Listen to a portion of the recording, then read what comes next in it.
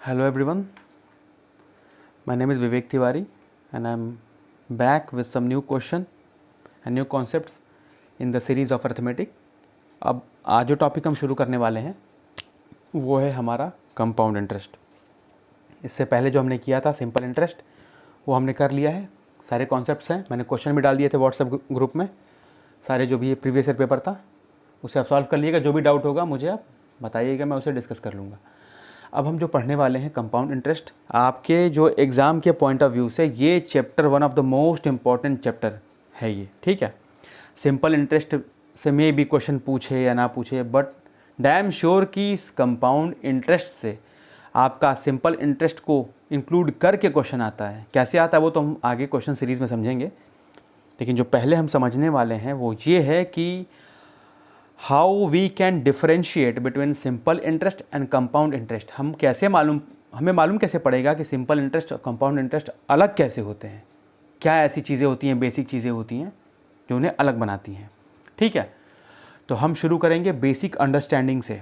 चलिए पहले एक बार एसआई देखते हैं, एसआई को हम रिकॉल करते हैं। क्या किया था हमने ये किया था कि अगर आपका प्रिंसिपल 100 रुपये है और रेट जो है 10% पर एनम है, मतलब हर साल मुझे 10% ब्याज मिलेगा। टाइम जो है 4 साल का है, इसका मतलब कि 4 साल तक मिलेगा 10% के हिसाब से।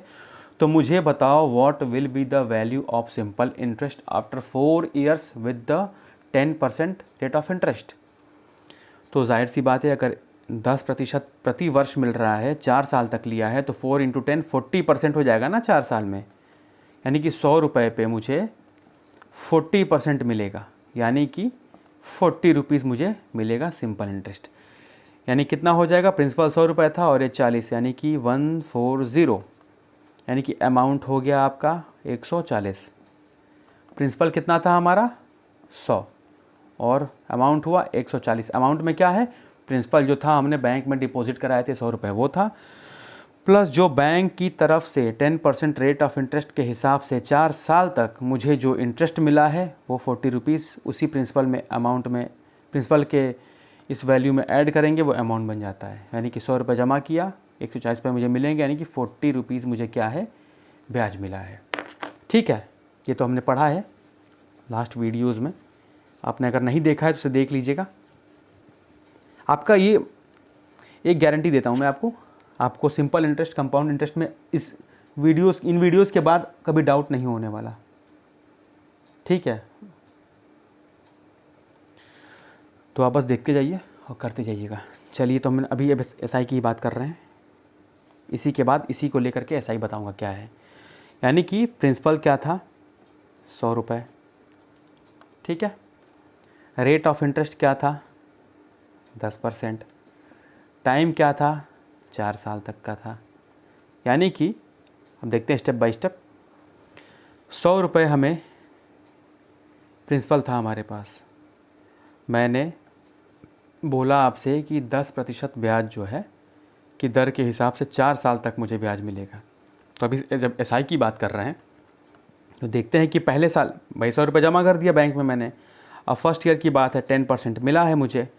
100 रुपये पे 10% फर्स्ट ईयर के लिए मुझे ब्याज मिला, यानी कितना हो गया 10 रुपये। 100 पे 10% के हिसाब से मिला है, फर्स्ट ईयर का था, कि पहले साल के अंत में कितना रुपया हो जाएगा मेरे पास 110 रुपये। कोई दिक्कत।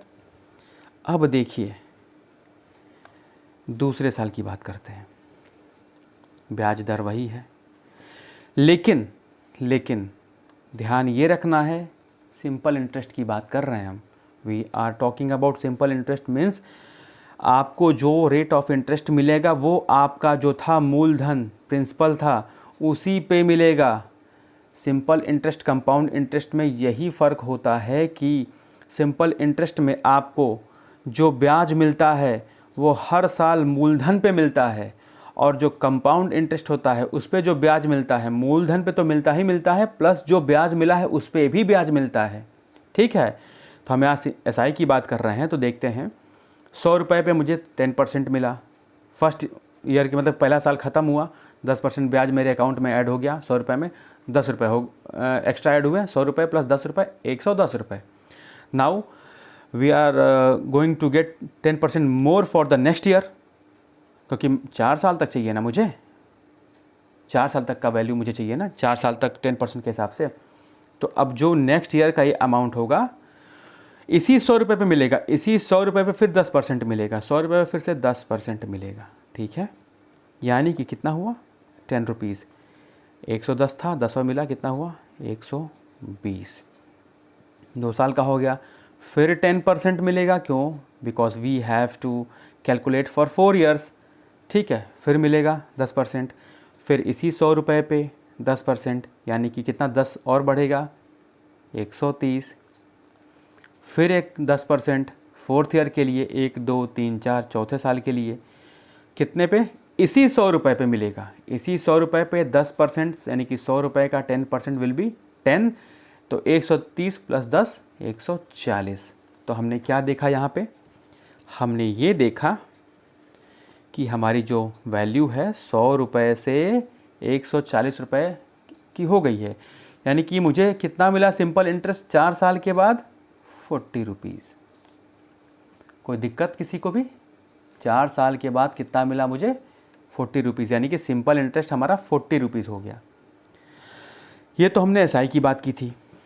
अब हम समझते हैं सीआई को, इसी पैटर्न को लेकर के, ठीक है। एकदम ध्यान दीजिएगा, थोड़ा भी कंसंट्रेशन अपना इधर उधर ना जाने दीजिए, ठीक है।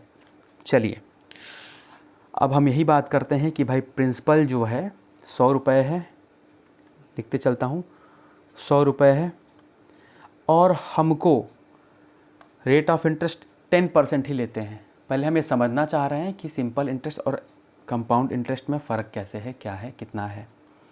100 रुपये हो गया हमारा प्रिंसिपल, और हमें 100 रुपये प्रिंसिपल पे इस बार इसी डेटा को लेकर चलेंगे, और हम लेके चलेंगे इस बार कंपाउंड इंटरेस्ट के हिसाब से। अभी तो हमने कैलकुलेट किया था as per the concept of simple interest, now we are going to calculate this equation for compound interest की क्या वेरिएशंस आ सकते हैं, ठीक है।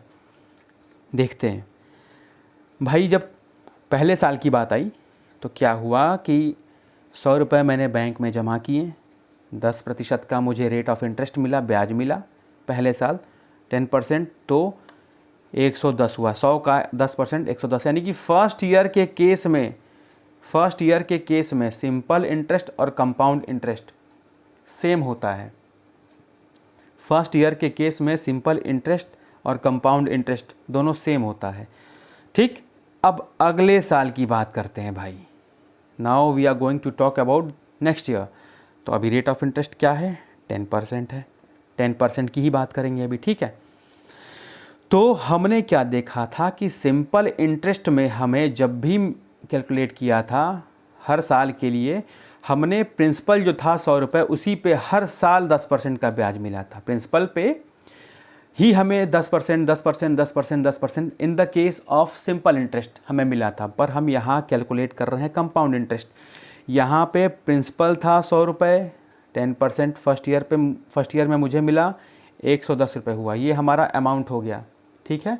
अभी ये अमाउंट हो गया हमारा, तो ये फर्स्ट ईयर के एंड में ये अमाउंट है। मैं जो बोलता जाऊँगा उसको ध्यान दे के, और हो सकेगा तो कॉपी में नोट्स बनाते टाइम आप उसे मेंशन कर लेंगे कि ये क्या है आपका, ये जो है वैल्यू जो आई है ये फर्स्ट ईयर के एंड में अमाउंट, पहले साल के अंत में जो मिश्र धन है यही है। लेकिन अब अगले साल के लिए, अगले साल में जो 10% का ब्याज मिलने वाला है इसी पे मिलने वाला है, यानी कि अगले साल के लिए यही मूलधन भी होगा। समझ में आया मैंने क्या बोला, फिर से सुनिए। 100 रुपये पे 10% मिला, 110 रुपये हो गए, तो ये तो फर्स्ट ईयर का था। तो फर्स्ट ईयर के एंड में हमें क्या मिलता है, जब फर्स्ट ईयर के एंड में हमें अमाउंट यानी कि मिश्र धन मिलता है। तो फर्स्ट ईयर एक साल ख़त्म हुआ, 10% का जो ब्याज था 10 रुपये मेरे अकाउंट में जुड़ गया, वो 110 रुपये हो गया। मतलब एक साल के अंत में ये जो राशि है मेरी मिश्र धन 110 रुपये हो गई।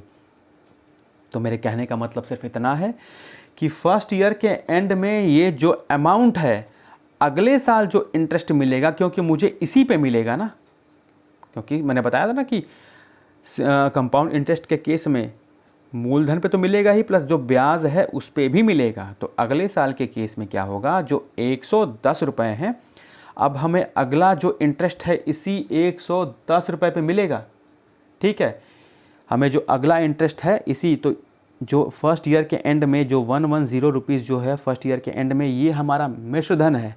लेकिन अगले साल जो इंटरेस्ट मिलने वाला है, अगले साल जो इंटरेस्ट मिलने वाला है उसी के लिए ये प्रिंसिपल भी है।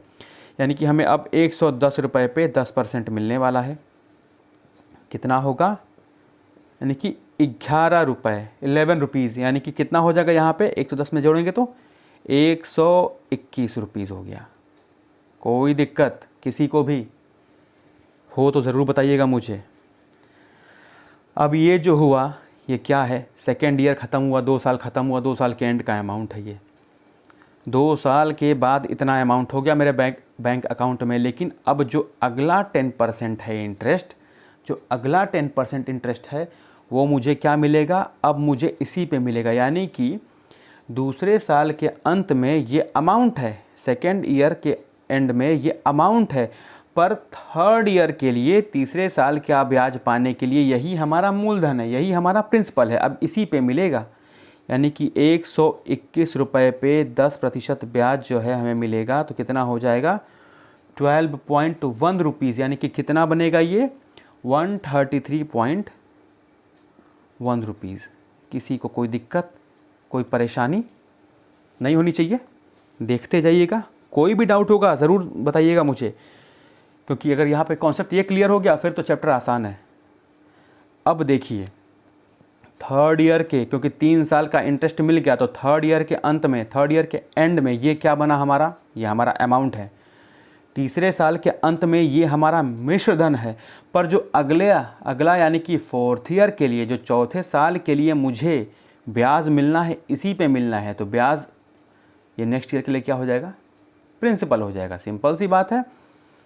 तो 133.1 रुपये जो है 133.1 rupees is amount for the third year, but I have to calculate 10%, I have to get 10% more interest on this value, means it is principal for next year। ये जो है 133.1 पे 10% का ब्याज और मिलेगा, यानी कि 13.31, यानी कि ये हो जाएगा 146.41, 46.41।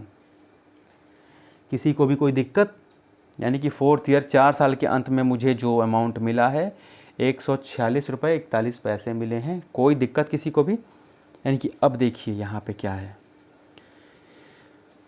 बेसिक सी बात थी जो मैंने आपको बताई है अभी, बहुत बेसिक सी ये चीज़ें हैं ये जो हमें पता नहीं है, इसलिए डिटेल में यहाँ पे ये कॉन्सेप्ट क्लियर हो गया। समझिए आपने बहुत कुछ सीख लिया है। एक बार फिर से रिकॉल कर रहे हैं हम क्या कर रहे हैं, हमने क्या किया है। हमने ये देखा है सिंपल इंटरेस्ट के केस में था कि प्रिंसिपल 100 रुपये थे, rate of interest 10% per annum था। पर एनम मतलब कि प्रति वर्ष मुझे 10% मिलेगा ब्याज, 4 सालों तक मिलेगा। तो मैंने क्या किया, सिंपल इंटरेस्ट के केस में, ये एसआई का केस है हमारा, इस सिंपल इंटरेस्ट के केस में क्या किया कि 100 रुपये मैंने बैंक में जमा कराएं, मैंने डिपॉजिट किया, उस पर 10% मुझे इंटरेस्ट मिला, ब्याज मिला। यानी कि 100 रुपये पे 10%, यानी कि 100 रुपये पे 10% कितना होगा, 10 रुपये। यानी कि 100 रुपये पे मुझे 10 रुपये मिले, 110 रुपये हो गए। लेकिन जो अगले साल का मुझे रेट ऑफ इंटरेस्ट है 10%, अगले साल का जो ब्याज है वो मुझे मूलधन पे ही मिलेगा। इसी मूलधन पे मुझे हर साल मिलेगा, इसी मूलधन पे मुझे हर साल मिलेगा। यही फ़र्क है, इसी मूलधन पे, इसी 100 रुपये पे मुझे 10% के हिसाब से 4 सालों तक मिलने वाले हैं। पर जब हम कंपाउंड इंटरेस्ट की बात करेंगे, 100 रुपये मिले 10% के रेट ऑफ इंटरेस्ट के साथ 110 रुपये हुआ। सिंपल इंटरेस्ट और कंपाउंड इंटरेस्ट में फर्स्ट ईयर का जो केस है ये देखिए सेम है। ठीक है, ये सेम है, सेम होता है। यहाँ पे क्लियर है एकदम बिल्कुल। और ये जो मैंने ब्रांचेस बनाए हैं just to make you guys clear, ताकि डिटेल में समझ लीजिए कि है क्या, करना क्या है। अब देखिए, लेकिन 110 रुपये जब मुझे फर्स्ट ईयर के एंड में अमाउंट मिल गया, तो यही अमाउंट अगले साल का ब्याज पाने के लिए, अगले साल का ब्याज लेने के लिए मुझे एज अ प्रिंसिपल मैं इसे कंसिडर करूँगा। मीन्स 110 रुपये पे, यहाँ पे क्या किया था, 100 रुपये पे ही हर साल, पर यहाँ पे 100 से 110 हुआ। अब इस 110 पे 10% यानी कि 121, अब ये जो अमाउंट है नेक्स्ट ईयर के लिए यही प्रिंसिपल होगा, क्यों? क्योंकि इसी पे हमें ब्याज मिलने वाला है। तो 121 पे 10% यानी कि 133.1 ये साल के अंत का, तीसरे साल के एंड का जो है हमारा ये अमाउंट है। लेकिन अगले साल यानी कि 4th ईयर में जो मुझे ब्याज मिलना है, क्योंकि लेना मुझे 4 सालों तक का है, तो 3rd ईयर के एंड में तो ये अमाउंट है, मिश्र धन है, पर 4th ईयर के लिए ये प्रिंसिपल है, क्योंकि मुझे अगला ब्याज है, अगला रेट ऑफ इंटरेस्ट 10% का मुझे इसी अमाउंट पे मिलने वाला है। Means this principal is going to work as a principal, means this amount is going to work as a principal for the next year, means I will get 10% interest on this value, on this principal which is amount for the 3rd year। ठीक है, तो क्या होगा 146.41 यानी कि 100 रुपये से 46.41 यानी कि 46.41 रुपये 4 साल में 10% के ब्याज से हो गया, और यहाँ 40 रुपये यानी कि 6 रुपये 41 पैसे का फ़र्क है। कोई दिक्कत किसी को भी? चलिए थोड़ा सा और समझते हैं। ये तो रेट ऑफ इंटरेस्ट सेम था, ठीक है, और अभी बेसिक जानते हैं। अगर कहीं डाउट हुआ होगा तो मुझे ज़रूर बताइएगा।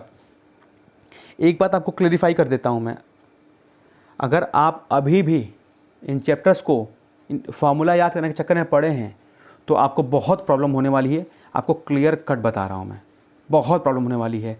अगर आपसे फार्मूला याद करने को बोला जाता है तो आपको दिक्कत होने वाली है, क्योंकि एग्ज़ाम में आप फार्मूला बेस्ड क्वेश्चन इसमें मिलने ही नहीं वाला आपको। आप लगाते रह जाएंगे और टाइम निकल चुका होगा। अभी तो हम जो करने वाले हैं सिर्फ ये बता रहा हूँ ताकि बेसिक्स आपका क्लियर हो जाए। आज से क्लास में केवल बेसिक्स करेंगे, उसके बाद धीरे धीरे लेवल बढ़ाते जाएंगे। तो समझते जाइएगा और करते जाइएगा। चलिए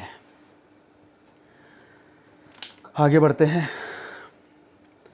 वैसे थोड़ा सा एडिशनल चीज़ें कुछ बताता हूँ मैं, बस मार्कर मिल जाए मेरा, कहाँ रख दिया मैंने पता नहीं, चलिए मिल गया। कुछ एडिशनल चीज़ें क्या हैं देखिए। सीआई के केस में क्या हुआ था, आपने देखा था कि 100 रुपये था, 100 रुपये हुआ था, ठीक है। फिर 100 रुपये से कितना हो गया, 110 रुपये हो गया, फिर 121 रुपये हो गया, फिर 133.1 रुपये हो गया, फिर 146.41 रुपीज़ हो गया। आप देखेंगे तो इसका जो स्केलिंग फैक्टर है, मतलब जिस प्रतिशत से, जिस दर से ये बढ़ता जा रहा है, देखिए अगर हम देखें पहले इतना था, बाद में इतना हुआ, यानी कि 110/100 यानी कि 1.1 टाइम्स, यानी कितना गुना हो गया, 1.1। कब का केस है ये? जब रेट ऑफ इंटरेस्ट सेम है हर साल के लिए। हर साल के लिए अगर रेट ऑफ इंटरेस्ट सेम है तो देखिए स्केलिंग फैक्टर यहाँ भी 1.1, आप 121/110 यहाँ भी देखेंगे तो 1.1 टाइम्स हो गया। 100 रुपये से 1.1 गुना हो गया 110, फिर 1.1 टाइम्स हो गया, फिर 1.1 टाइम्स हो गया, फिर 1.1 टाइम्स हो गया। देखा क्या आपने कि रेट ऑफ इंटरेस्ट जब 10% है और टाइम जो है 4 साल का है, इसी रेट ऑफ इंटरेस्ट के साथ हर साल बढ़ रहा है, तो स्केलिंग फैक्टर क्या है, सेम है, उतना ही गुना इंक्रीमेंट हो रहा है हर साल, ठीक है। तो वही बता रहा हूँ मैं आपको कि सीआई के केस में सेम रेट ऑफ इंटरेस्ट अगर होता है और सेम टाइम इंटरवल होता है, सेम टाइम इंटरवल होता है हर साल पे, ठीक है, तो जो स्केलिंग फैक्टर होता है वो सेम वैल्यू के हिसाब से बढ़ता है। 1.1%, 1.1 टाइम्स, 1.1 टाइम्स के हिसाब से बढ़ा है, ठीक है। इसको यूज़ करेंगे क्वेश्चंस में आके, यहाँ पे आपको भले ही समझ में ना आए, लेकिन अभी इसको यूज़ करेंगे, मैं बताऊँगा, ताकि इसको इंट्रोड्यूस मैंने जानबूझ के करा दिया है ताकि कुछ नया ना लगे, ऐसा ना लगे कि कुछ नया कर रहे हैं बीच चैप्टर में। चलिए अभी तो हुआ बेसिक कॉन्सेप्ट, अभी और कुछ समझते हैं। जैसे कि प्रिंसिपल जो है हमारे प्रिंसिपल तो बहुत अच्छे थे सर, हमारे अभी भी अच्छे हैं। Time 3 years. अब यहाँ क्या करते हैं, रेट जो है पहले साल के लिए 10% ले लेते हैं, दूसरे साल के लिए 20% ले लेते हैं, 30% ले लेते हैं। अभी जो मैं बताऊंगा ना ब्रांचेस फॉर्म में, इसको बिल्कुल स्प्लिट करके ब्रांच बना करके, अभी सिर्फ आपको just because I want to make you guys understand, आपसे समझिए। जब आपका इन पे कमांड बन जाएगा, हम लोग शॉर्टकट्स वगैरह बहुत जानने वाले हैं, बहुत सीखने वाले हैं। वो शॉर्टकट्स नहीं होते हैं, वो तो वैसे कॉन्सेप्ट ही है, पर बहुत शॉर्ट में कर देगा आपका। तो अभी सिर्फ just try to learn the basics जो आपकी अंडरस्टैंडिंग है, इसको आप क्लियर कर लीजिए, ठीक है। देखते हैं। तो मुझे बताना है कि what will be the value of your compound interest after 3 years and the rate of interest each year is different. For the first year it is 10%, for the second year it is 20% and for the third year it is 30%. Okay, चलिए करते हैं। तो पहला हमारा जो 100 रुपया है, 100 rupees 10%, ये तो याद हो गया होगा 110, ठीक है। But here the rate of interest for the second year 20%, means यहाँ पे चेंज हो गया है, अब 20% है। तो ध्यान रखना है, just remember one thing, you have to calculate C I, means आप जा रहे हो कैलकुलेट करने compound interest, means you have to calculate this time on the amount for the next year, means sorry, this is the amount for the end of the year and this will be the principal for the next year.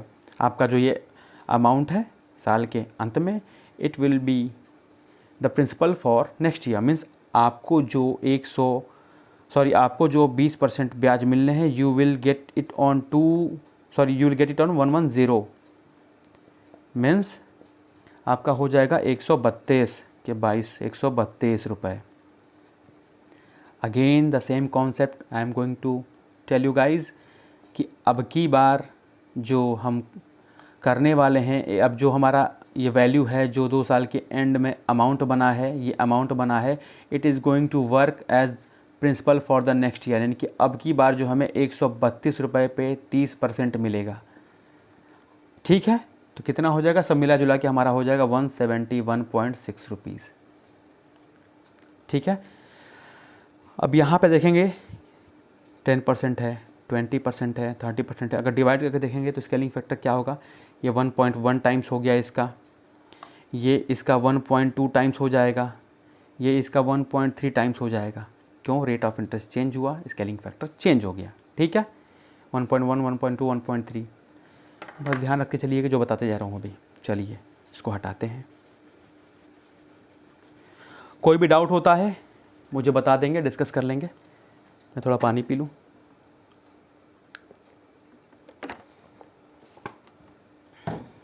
चलिए आगे बढ़ते हैं।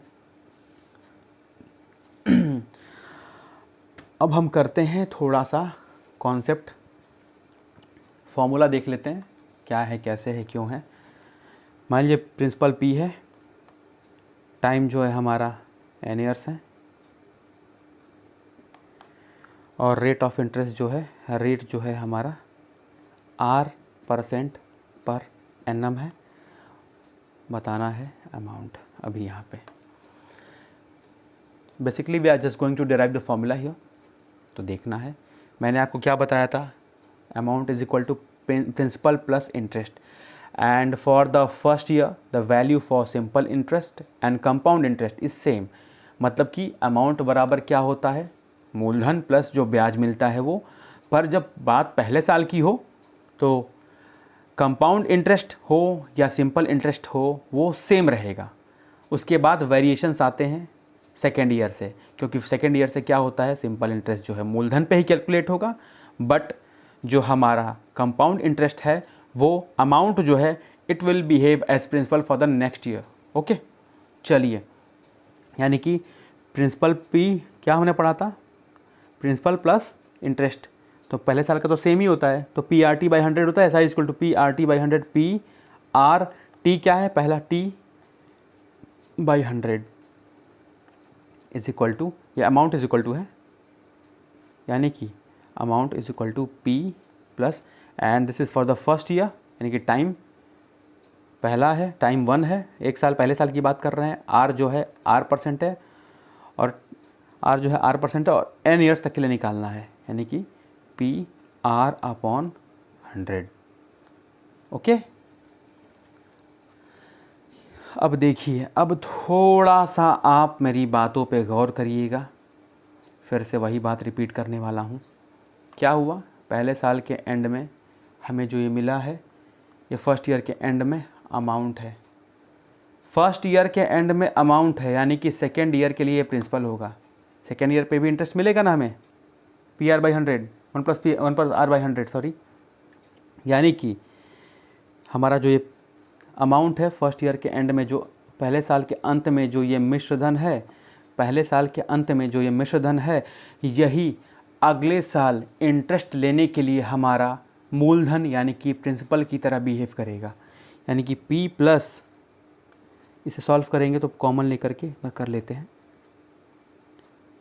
P common लिए 1 plus R/100, ठीक है, कोई दिक्कत, 1 plus R/100। तो ये हमारा फर्स्ट ईयर के एंड में अमाउंट है, यही चीज़ है, मैंने सॉल्व कर लिया इसको जो था।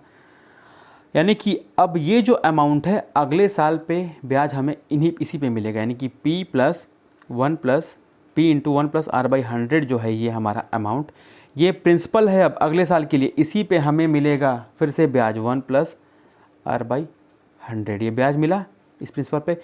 यानी कि अब जो है ये पूरा नेक्स्ट ईयर के लिए ये प्रिंसिपल है, अब हमें फिर इस पे मिलेगा ब्याज 1 प्लस R/100, ठीक। अब जो है फर्दर जो है अगले साल के लिए ये पूरा प्रिंसिपल बनाएगा, अब हमें इस पे मिलेगा ब्याज। ये चलता रहेगा कब तक, n टाइम्स तक।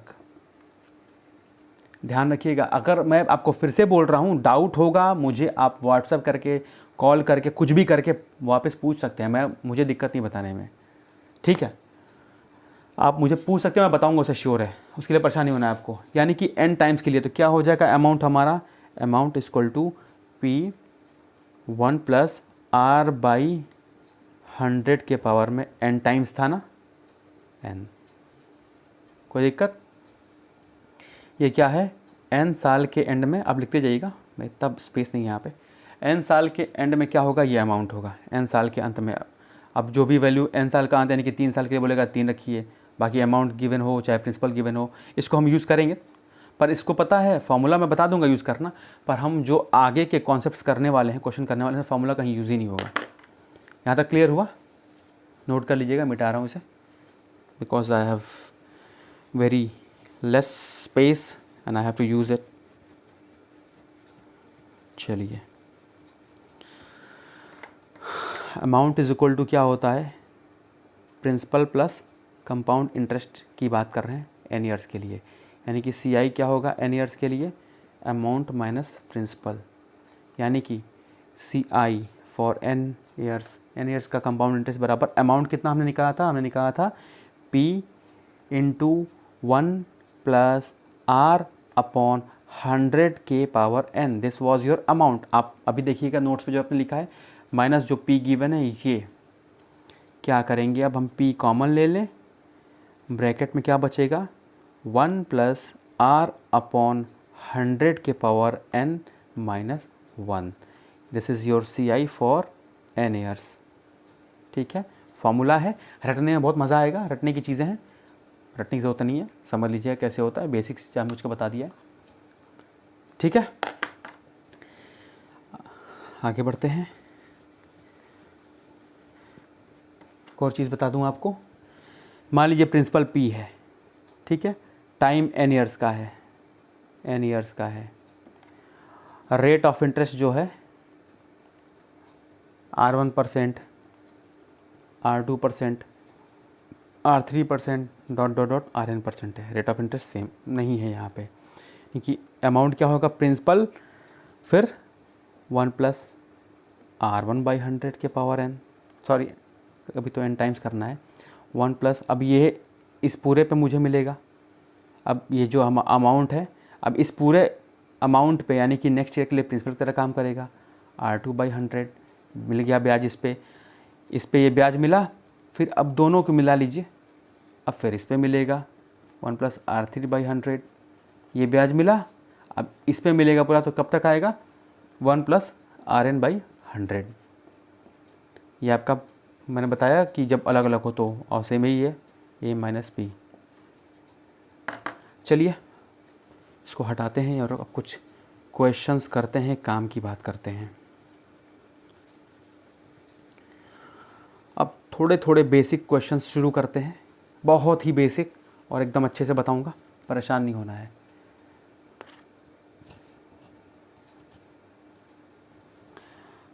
क्वेश्चन है 5 साल में कोई जो प्रिंसिपल है यानी कि मूलधन है 3 गुना हो जाता है, 5 साल में कोई प्रिंसिपल 3 गुना हो जाता है तो बताओ, तो 25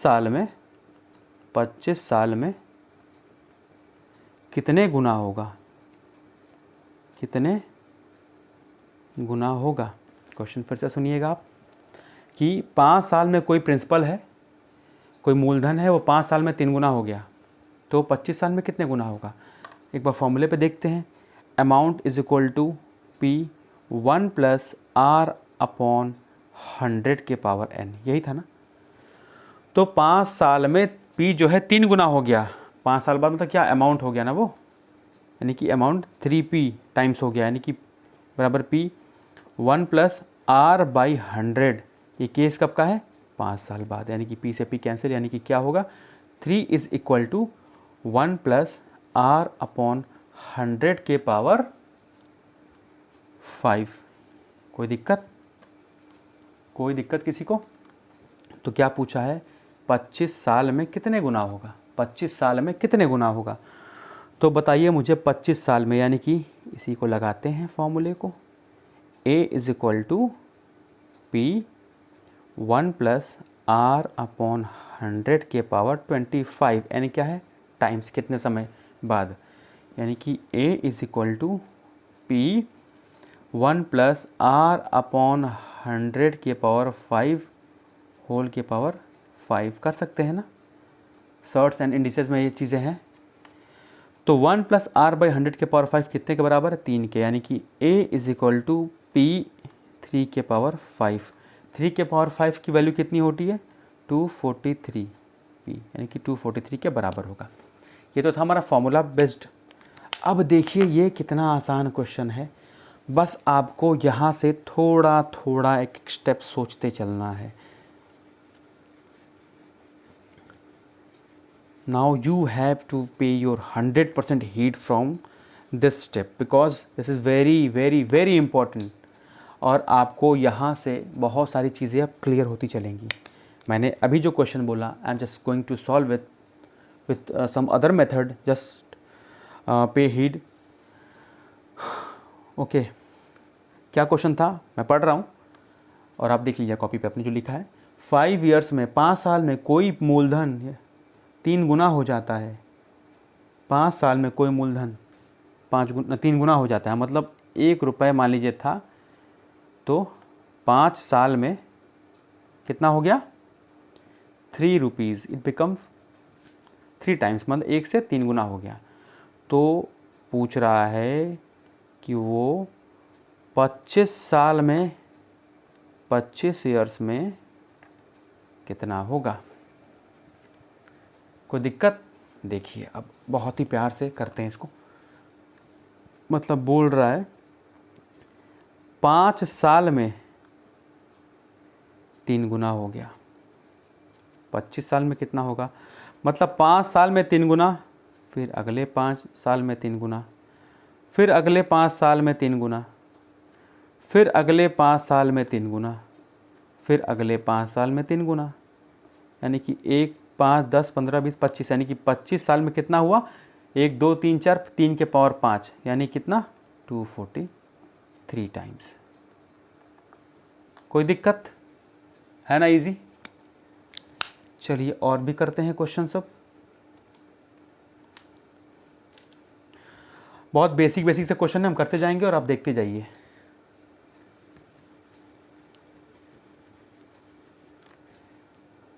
अगला क्वेश्चन देता हूं आपको, करिए कि 1 रुपये से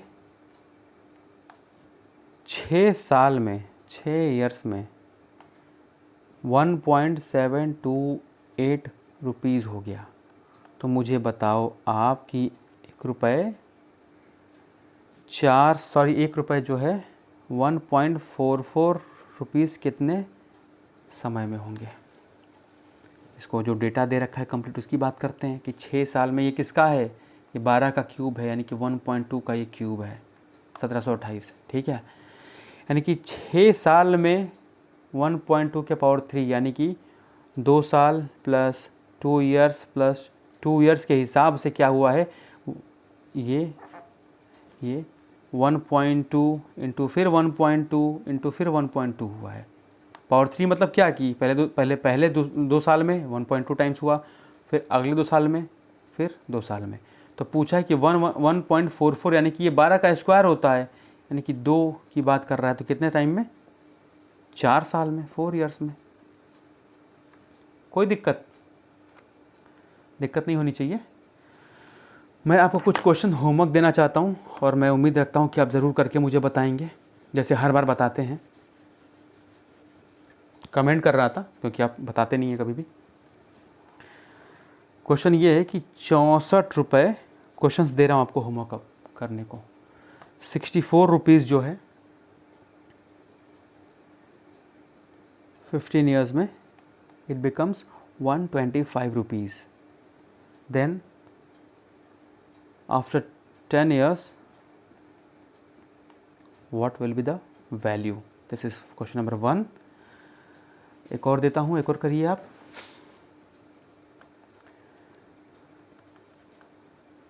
कोई principal 1 rupees becomes 1.6 rupees in 7 years.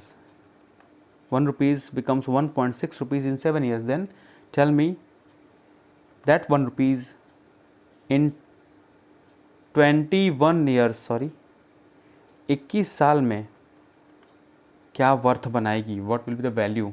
क्या होगा? ये 2 क्वेश्चन है आपके, और आपका बेसिक मैंने बताया है। अभी और भी करना है बहुत कुछ। इतने को पहले आप अच्छे से प्रैक्टिस करिए, अच्छे से समझिए। कहीं डाउट होता है फिर से बताइएगा, मैं बताऊंगा आपको, ठीक है। इसको पहले आप अच्छे से कर लीजिए, फिर हम अगले वीडियो में कुछ नए कॉन्सेप्ट और बहुत ही बेहतरीन तरीके से समझेंगे।